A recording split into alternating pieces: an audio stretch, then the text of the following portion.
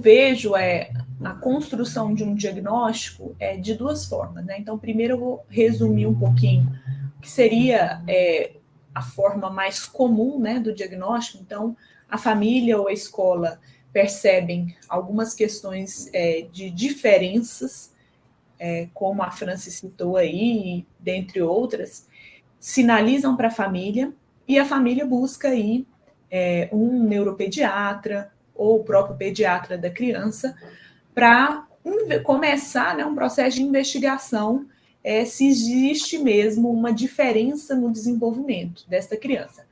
E aí, geralmente, o encaminhamento tanto do pediatra ou para um psiquiatra infantil ou para um neuropediatra, dependendo aí das características, né, principais da criança, e esse profissional vai começar um processo de investigação. Então, ele vai pedir aí uma avaliação neuropsicológica para o psicólogo, que é geralmente a primeira, né, avaliação que é pedida.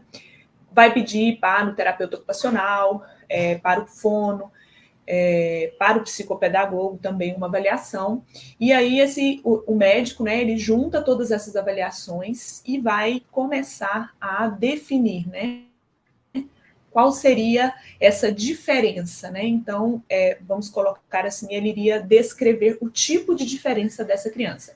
Então, esse aí de forma resumida, né, o desenrolar disso e como esse diagnóstico é construído.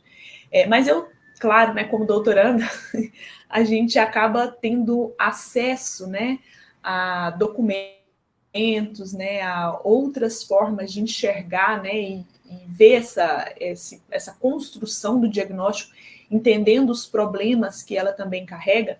Então, o primeiro ponto que eu quero ressalvar é que o diagnóstico ele nunca pode ser um atestado de incapacidade.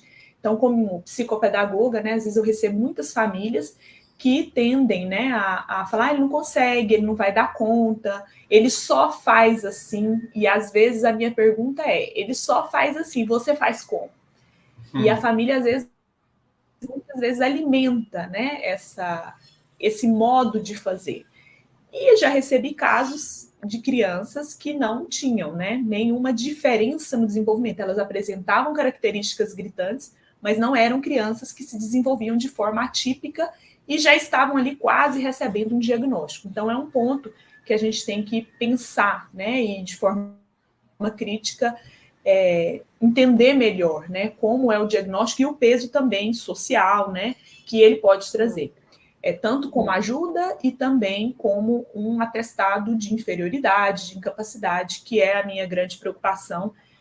Então, de forma resumida, é isso. E eu, rapidinho, aqui tem um livro, né, que eu acabei de ler, aqui que se chama A Institucionalização Invisível, Crianças que não aprendem na escola, né, dessa médica Maria Aparecida Afonso Moisés, e ela traz relatos de crianças, da sua própria avaliação, de uma forma bem crítica e mostrando, né, os problemas do diagnóstico, né, quanto isso também pode trazer uma carga para a criança que a gente tem que pensar. Então, na minha opinião, eu vejo o diagnóstico uma visão crítica, né, que ele precisa ser bem estruturado, né, e trabalhado muito bem com a família para que não seja um atestado de inferioridade ou incapacidade, mas sim esclarecer, né, que existem formas diferentes de se desenvolver.